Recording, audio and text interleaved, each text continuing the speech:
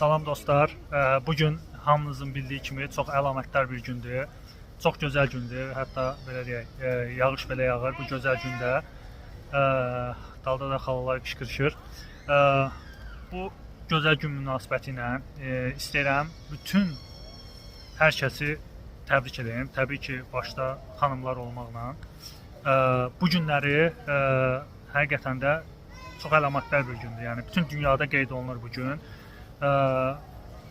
Yəni dünyanın elə bir yeri yoxdur ki, məncə bu gün qeyd eləməsin.